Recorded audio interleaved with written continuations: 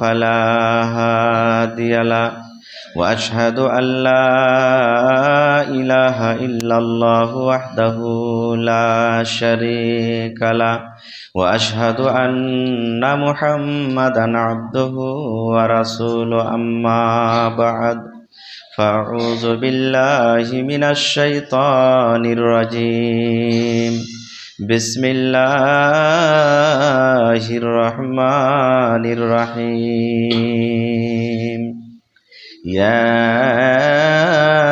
أيها الذين آمنوا كتب عليكم الصيام كما كتب على الذين من قبلكم لعلكم تتقون وقال النبي صلى الله عليه وسلم من صام رمضان إيمانا واحتسابا غفر له ما تقدم من ذنبه।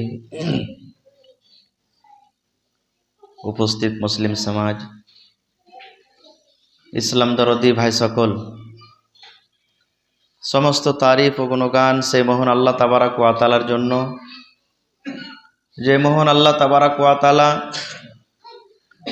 আজকে আমাদেরকে এই রমজানুল মুবারক পাক পবিত্র মাসের 11 রোজা অবস্থায় দ্বিতীয় জুমার নামাজ পড়ার তৌফিক দিয়েছেন। তাই আমরা সে আল্লাহর প্রশংসা করি, সকলেই অন্তর থেকে মুহাব্বতের সাথে পড়েন আলহামদুলিল্লাহ। তারপর আমাদের শেষ নবী হযরত মুহাম্মদুর রাসূলুল্লাহ পড়েন সাল্লাল্লাহু আলাইহি সাল্লামের পর অগণন দারুদ শরীফ শান্তির ধারা বর্ষিত হোক, আমিন। আল্লাহুম্মা সাল্লি আলাইহি আল্লাহুম্মা বারিক আলাইহি। বন্ধুগণ, আজকে আমি আপনাদের সামনে সূরাতুল বাকারা থেকে একটি আয়াত তেলাওয়াত করেছি এবং আল্লাহর নবী মুহাম্মদ সাল্লাল্লাহু আলাইহি সাল্লামের একটি হাদিস পড়েছি। সে আয়াত এবং হাদিসটাকে সামনে রেখে এই সামনে যে মাসটা এখন গত হচ্ছে, যে মাস রানিং আছে, এই মাসটাকে সামনে রেখে কিছু কথা আলোচনা করব। ওমা তৌফিকি ইল্লা বিল্লাহ। আল্লাহর কাছে দোয়া করি রব্বুল আলামিন আমি যা কিছু বলবো যেন সহিহ হাদিস এবং কোরআন থেকে বলতে পারি এবং তার প্রতি ছোট বড় সকলেই যেন আমরা আমল করতে পারি, তার জন্য আল্লাহ আমাদেরকে তৌফিক দেন। পড়ুন আল্লাহুম্মা আমিন। ভাই মুসলমান, 12 মাসে 1 বছর হয়। 12 মাসের মধ্যে আল্লাহ তাবারাক ওয়া তাআলা একটা মাস নিজে নাম রেখেছেন রমজান। এটা আল্লাহর দেওয়া নাম। এই যে আরবিতে নামগুলা আমরা যে পড়ি জানি, মুহররম, সফর, রবিউল আউয়াল, এই করে 12টা মাস আছে। তার মধ্যে একটা আছে রমজানুল মুবারক। এটা আল্লাহ তাবারাক ওয়া তাআলা নিজে রেখেছেন, যে মাসটাতে আমরা গোটা পৃথিবীর মুসলমান রোজা রাখি। ভাই আমার, কোনো লোক বলে যে রোজা বলতে হয় না, মানে সম বা সিয়াম বলতে হয়, রোজা বলাটা মানে ঠিক লয়। রোজার মানে হলো উপবাস থাকা। তো মেলা এরকম কথা বলছে, বাহারে হাল যা হোক, আমরা আমাদের ভাষাতে রোজাই বলছি। আরবিতে আল্লাহ তাবারাক ওয়া তাআলা সম বা সিয়াম বলেছেন। রোজা কাকে বলে? 3টে জিনিস থেকে বেঁচে থাকার নাম হলো রোজা। 3টে জিনিস থেকে বেঁচে থাকার নাম হলো কি? রোজা। একটা হলো খানা, একটা হলো পিনা, আর একটা হলো বিবির সাথে সহবাস থেকে বাঁচা। এই 3টা রোজার হালাতে, এই 3টা থেকে বেঁচে থাকার নাম হলো রোজা।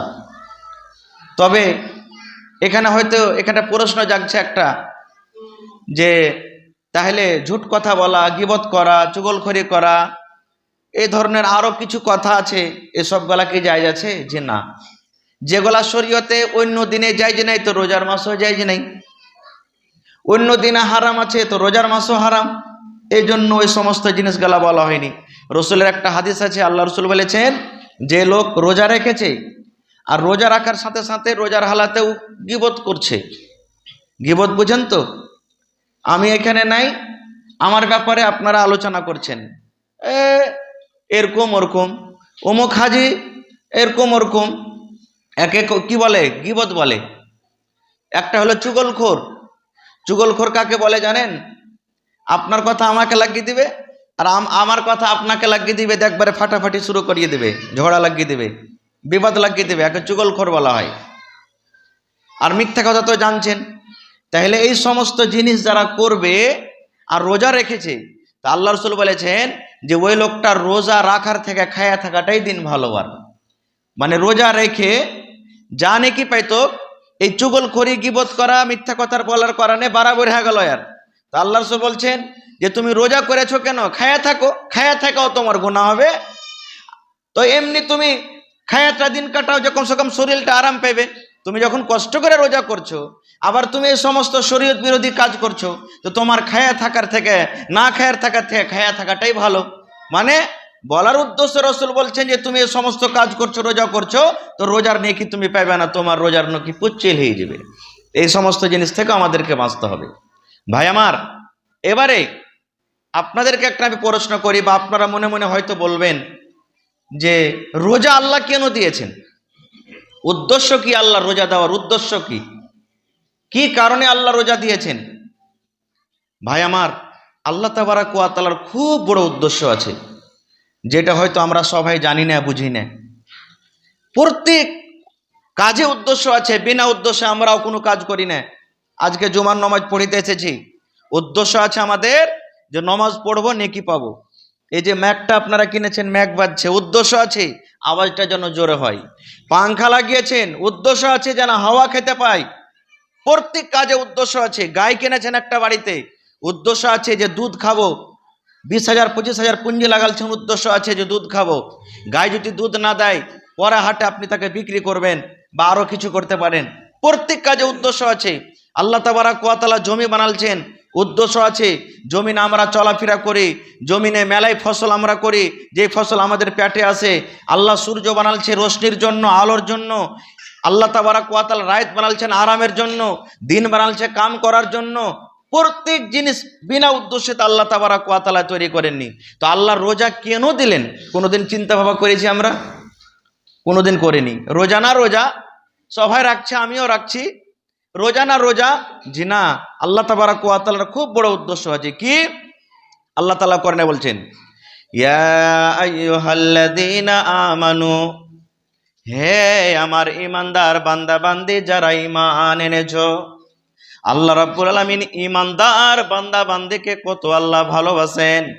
এই জায়গাতে বেঈমান শয়তান দাগাবাজ ধোঁকাবাজকে আল্লাহ রাব্বুল আলামিন ডাক দেন না। আল্লাহ রাব্বুল আলামিন ওই সমস্ত ঈমানদার বান্দা বান্দিকে ডাক দেয়, বলছেন ওরে আমার ঈমানদার বান্দি, হে আমার ঈমানদার বান্দারা, যাহারা আমার পরে ঈমান এনেছো, আমাকে এক বলে বিশ্বাস করেছো, আমার কোরআন বলে বিশ্বাস করেছো, আখিরাত জান্নাত জাহান্নাম বলে বিশ্বাস করেছো, কবর বলে বিশ্বাস করেছো, ওই সমস্ত ঈমানদার বান্দা বান্দিকে আল্লাহ ডাক দেয়, বলছেন হে ঈমানদার বান্দা বান্দিরা, তোমরা শুনে নাও, কুতিবা আলাইকুমুস সিয়াম, আমি আল্লাহ রাব্বুল আলামিন তোমাদের প্রতি রোজাটাকে ফরজ করে দিয়েছি। এক নম্বর বুঝে নিলেন, রোজা আল্লাহ ফরজ করে দিয়েছেন।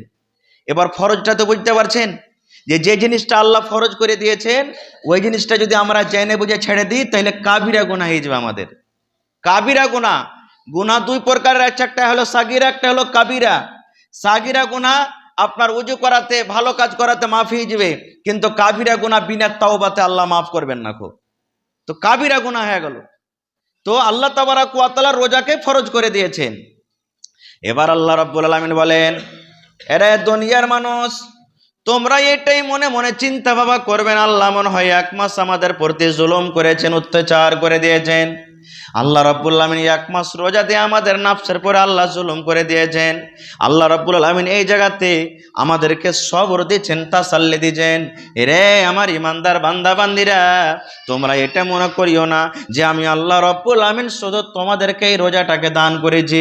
না না না, কামা কুতিবা আলাল্লাযীনা মিন ক্বাবলিকুম, তোমাদের আগে যত নবী যত রাসূল এসেছিলেন, আমি আল্লাহ রাব্বুল আলামিন তাদেরকে রোজা দিয়েছিলাম, তাদেরকেও রোজা দিয়েছিলাম।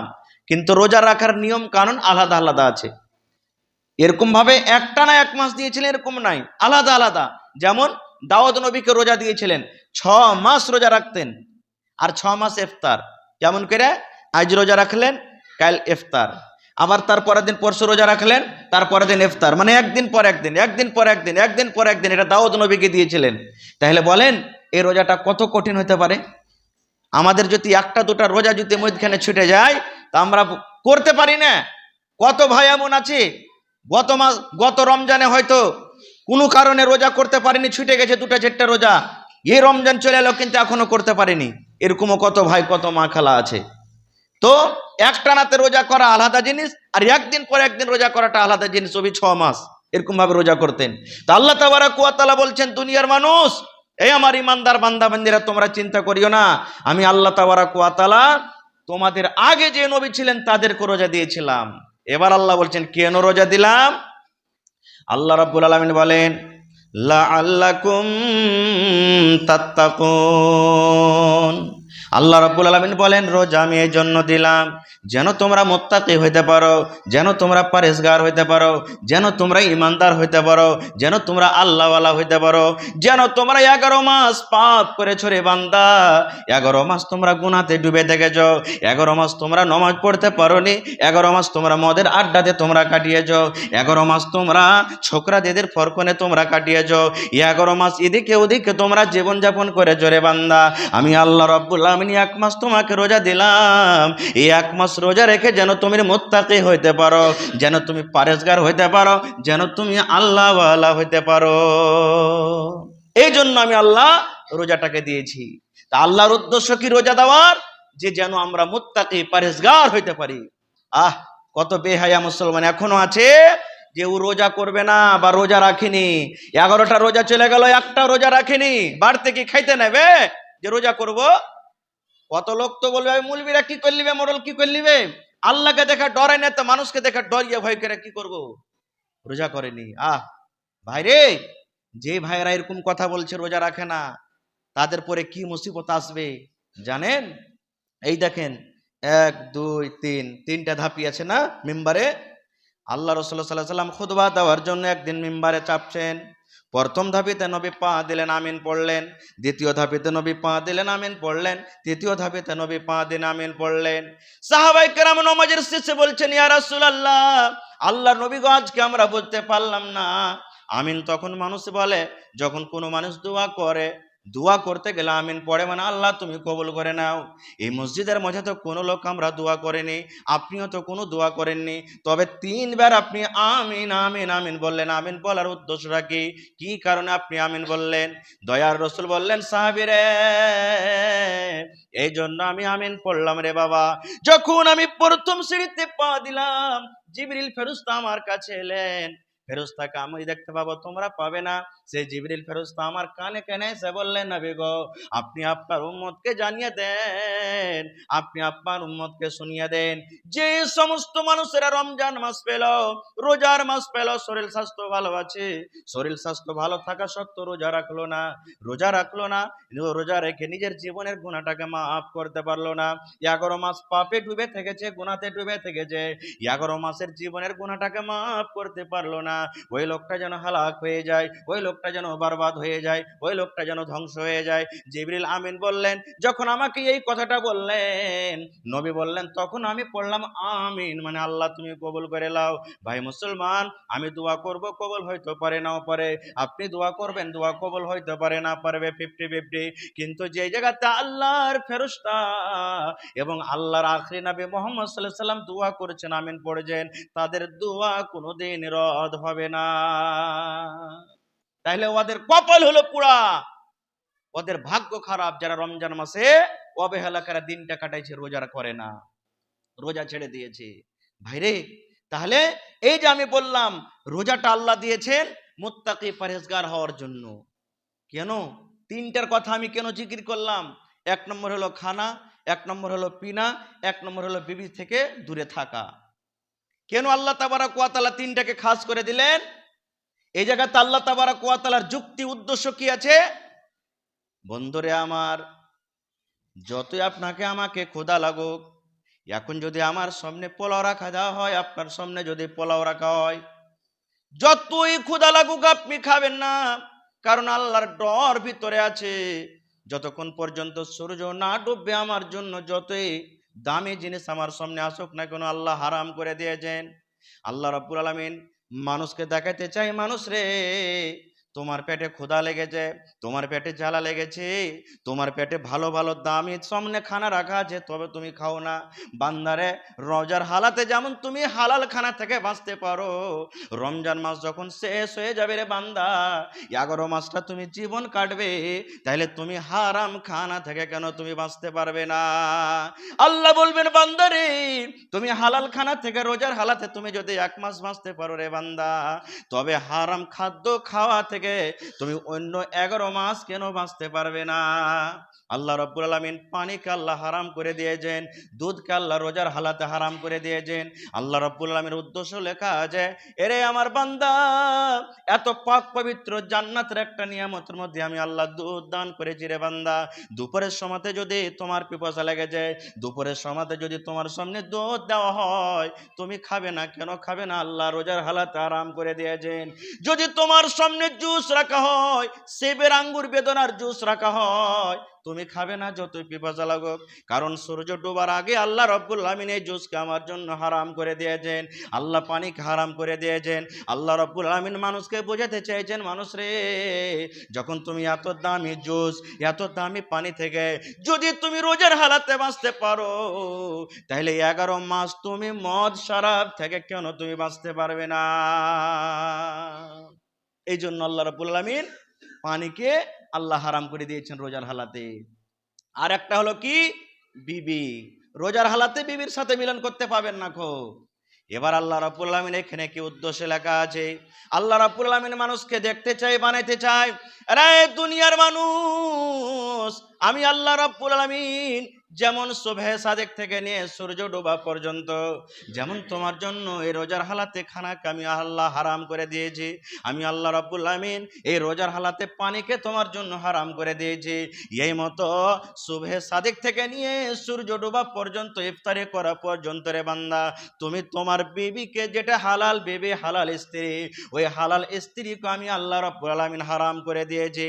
হারাম বলতে তার সাথে কথা বলতে পাবেন, পাঞ্জরা বসে বসে গল্প করতে পাবেন, কিন্তু বন্ধুরে যেটা স্বামী স্ত্রীর হক সহবাসটাকে আল্লাহ রাব্বুল আলামিন শুধু হারাম করে দিয়েছেন। কেন আল্লাহ হারাম করলেন? আল্লাহ রাব্বুল আলামিন মানুষকে এটা বলতে চায়, এরে দুনিয়ার মানুষ, তোমার চোখের সামনে সামনে সামনে তোমার স্ত্রী সব সময়তে ঘোরাফেরা করে, একবার ওই ঘরে ঢুকে, একবার ওই ঘরে ঢুকে, কখন তোমার পাঞ্জরে আসে, কখন তোমার বিছানে আসে। তুমি একটা আমার ভয়ের কারণে তোমার হালাল স্ত্রীর কাছে যাও না। কেন যাও না? আল্লাহরে এই রোজার হালাতে যদি আমি বিবির কাছে চলে যাই, আমার রোজাটা নষ্ট হয়ে যাবে, আমাকে কাফারা আদায় করতে হবে, কাজা হবে, আল্লাহ জরিমানা করে দিবেন। এই জন্য তোমার বিবির কাছে তুমি যদি না যাও, বান্দারে 11 মাস যখন তোমার আরো আসবে রোজার মাস পরে, তবে অন্য বেটি ছেলে থেকে তুমি কেন বাঁচতে পারবে না? অন্য ব্যভিচার থেকে তুমি কেন বাঁচতে পারবে না? ছোকরা দিদির ফরকন থেকে তুমি কেন বাঁচতে পারবে না? তুমি থিয়েটার অন্য অন্য আরো অন্য অন্য জায়গা থেকে তুমি কেন বাঁচতে পারবে না? এই জন্য আল্লাহ রাব্বুল আলামিন 1 মাসে রোজার হালাতে বিবিকে আল্লাহ হারাম করে দিয়েছে। ভাই 4 নম্বর, আল্লাহ রোজা দিয়েছেন যারা মালদার, ধনী, আমির, তাদেরকে ইবরাত, সবক দেওয়ার জন্য। কি? আল্লাহ রাব্বুল আলামিন মালদার ধনী লোককে বলতে চাইছেন, ধনী রে, আমি যে আল্লাহ রাব্বুল আলামিন 1 মাস রোজা দিয়েছি, যতই তোমাকে ভোগ পিপাসা লাগুক, তুমি যতই কোটিপতি হোক না কেন, রোজার হালাতে তুমি খানা পিনা কিছু করবে না। এরে আমার ধনী লোকেরা, তোমাকে আমি আল্লাহ মাল দিয়েছি, দাওলাত দিয়েছি, যেন তোমার এই রোজাটা রেখে একটা গরিবের পরে দয়া হয়, একটা ফকিরের পরে যেন দয়া হয়, একটা মিসকিনের পরে যেমন দয়া হয়। যখন তোমার কাছে কোনো ফকির, কোনো গরিব ভিক্ষা করতে আসবে, খবরদার খবরদার তুমি তাকে ধাক্কা দিও না, কথা তুমি বলিও না। প্রেমের সাথে তাকে যা পারবে দাও, না পারলে মিষ্টি ভাবে বলে তাকে বিদায় করে দাও। কারণ আল্লাহ রাব্বুল আলামিন বলতে বুঝেছেন বান্দারে, তুমি 1 মাস রোজা রাখলে তোমার পেটে যখন ক্ষুধা লাগে তোমার কত ব্যথা হয়, কত তকলিফ হয়। এই মতো একটা গরিব মানুষ যখনই ভিক্ষা করতে আসে, জানতে হবে তার বাড়িতে খানা নাই, তার বাড়িতে পিনা নাই, তার বাড়িতে দানা নাই, তার বাড়িতে কাপড় নাই, কষ্ট হয়েছে বলে এসেছে। এই জন্য আল্লাহ রাব্বুল আলামিন বললেন, চতুর্থ কারণ আমি আল্লাহ রাব্বুল আলামিন ধনী এদেরকে সবক দেওয়ার জন্য দিলাম। তো আল্লাহ রাব্বুল আলামিন শেষ কথা এই রোজাটাকে কেন দিলেন? যেন মুত্তাকি হয়ে যায়। এবারে বলবেন মুত্তাকি কাকে বলে, তাকওয়া কি জিনিস? হাফিজ ইবনে কাসির রাহমাতুল্লাহ আলাই বলছেন যে একবার ওমর রাদিয়াল্লাহু তাআলা আনহু, উবাই বিন কাব রাদিয়াল্লাহু তাআলা একজন সাহাবী, তাকে জিজ্ঞাসা করছেন, আরে ভাই তাকওয়া কি জিনিস তুমি জানো? কে বলছেন? ওমর রাদিয়াল্লাহু তাআলা আনহু উবাই বিন কাব রাদিয়াল্লাহু তাআলা একজন সাহাবী ওকে বলছেন, ভাই তাকওয়া কাকে? এই যে আল্লাহ বলছেন আলিফ লাম মিম যালিকাল কিতাবু লা রাইবা ফি হুদাল লিল মুত্তাকিন লাআল্লাকুম তাত্তাকুন। এই যে কোরআনে আল্লাহ বলছেন মুত্তাকি, পরহেজগার, তাকওয়া। তো তাকওয়া কাকে বলে? কিভাবে মানুষ তাকওয়া হইতে পারবে? তাকওয়ার তারিফ কি, মতলব কি জানো? তখন উবাই বিন কাব বলছেন, হ্যাঁ জানি। তো বলছে কি বলে, কেমন ভাবে তাকে বাঁচতে হবে, চলতে হবে? তখন উদাহরণ দিয়ে বুঝেছেন, আচ্ছা এ উমার, তুমি কি কোনোদিন এমন রাস্তাতে চলেছো যে রাস্তাতে কাঁটা বিছা আছে? বলছে হ্যাঁ চলেছি। তো বলছে যখন তুমি ওই রাস্তা দিয়ে যখন চলো তো তুমি কিভাবে চলো? বলছে কাপড়কে সুন্দর করে জুট জাট করে সাইটা সুটা আমি চলি, যেন কোনো কাঁটা খোঁচ আমার কাপড়ে না লেগে যায়। তখন উবাই বিন কাব বলছেন এরই নাম হলো তাকওয়া। এরই নাম হলো কি? তাকওয়া। আর একটা উদাহরণ নিলেন, গোলাপ ফুল সবাই দেখেছেন, সবাই দেখেছেন গোলাপ ফুল। এবার গোলাপ ফুলের গাছে কিন্তু কাঁটা আছে। এবার আপনি যখন ফুলটা উঠাতে যাবেন তো একবারে হড়মড়িয়ে হাতখানটা আপনি ভরে দিবেন না, হাতখানটাকে বাঁচিয়ে বাঁচিয়ে ফুলটাকে পাড়বেন, কেন? যেন আপনার হাতে কাঁটা না লেগে যায়। এর নাম হলো কি? তাকওয়া। এখন তো আল্লাহর রহমতে পাওয়া যায় না, আগতে দেখতে পাইতেন, এখনো মাঝে মাঝে হয়। উকুইনের নাম সব জানেন? উকুইনা যেগুলা ছহাড় হয়, যখন উকুইনা যখন পেকে যায় তখন আমরা রাস্তাতে যখন চলি তো লুঙ্গিটাকে উঠিয়ে সাইটা সুটা চলি, কেনে? যেন লুঙ্গিটা আমাদের খারাপ না হয়ে যায়। তো বুঝলেন, এরই নাম হলো তাকওয়া। আল্লাহ তাবারাক ওয়া তাআলা রোজাটাকে এই জন্য দিলেন, বান্দারে আমি 1 মাস রোজা দিলাম, এই 1 মাসের রোজার পাওয়ারে যেন তুমি 11 মাসের জীবনটাকে কাটতে পারো। এই জন্য আমি আল্লাহ তাবারাক ওয়া তাআলা রোজাটাকে দিলাম, সোজা কথা। এবার রোজার ফজিলত কি ভাই আমার? রোজার ফজিলত কি? রোজার ফজিলত 1 নম্বর যে আমি বললাম যে পাপ থেকে বেঁচে থাকা। এর কি কোনো দলিল, এর কি কোনো প্রমাণ আছে? আছে ভাইরা আমার। আল্লাহ রাসূল সাল্লাল্লাহু আলাইহি সাল্লাম একটা হাদিসে বলেছেন, ইয়া মাশারাস শাবাব, ও যুবকের দলেরা, মান ইসতাতা মিনকুমুল বাত ফালিয়াতাজাওয়াজ। আল্লাহ রাসূল বলেছেন, ও যুবকের দল, তোমাদের মধ্যে যারা বাতের ক্ষমতা রাখে তারা বিয়ে করবে। বাত কাকে বলে? উলামায়ে কেরাম, মুহাদ্দিসিনে কেরাম বলেছেন বাতের 3টা মানা আছে রে মুসলমান। আল্লাহ রাব্বুল আলামিন যুবককে বলছেন, যুবক রে, যদি তোমার বাতের ক্ষমতা থাকে তাহলে তুমি বিয়ে করো।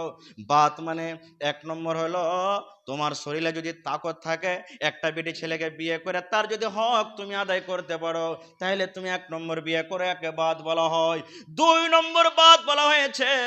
তো ইয়া রাসূল বলছেন, যুবক রে, যখন তুমি বিয়ে করতে যাবে, যাকে তুমি বউ করে বাড়িতে আনবে, স্ত্রী করে বাড়িতে আনবে, তাকে যদি তুমি মোহর না আদায় করতে পারো, মোহর দিতে পারো, তাহলে তুমি বিয়ে করো।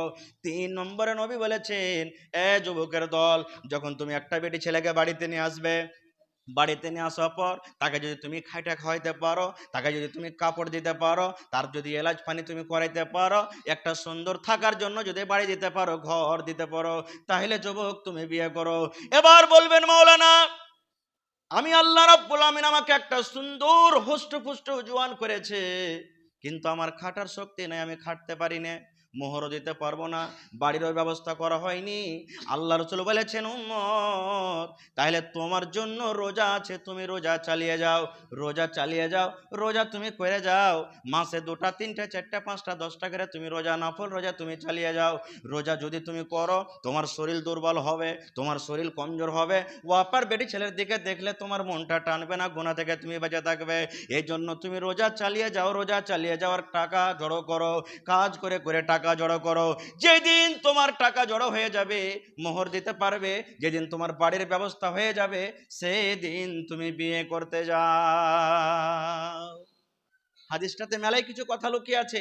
এই হাদিসটা বলার উদ্দেশ্য হলো আমার এই, যে রোজা দেখেন কেমন ঢাল হইলো, যে রসুল বলছেন তুমি গুনাহ থেকে বাঁচতে চাও তো রোজা করো, রোজা করো, রোজা করতে গেলে তুমি পাপ থেকে গুনাহ থেকে বেঁচে যাবে। হ্যাঁ রে মুসলমান, এই রমজান মাসের আমরা রোজা করতে পারি না রে ভাই, অবহেলা করে দিন কাটাচ্ছি। সাহাবায়ে কেরামের একটু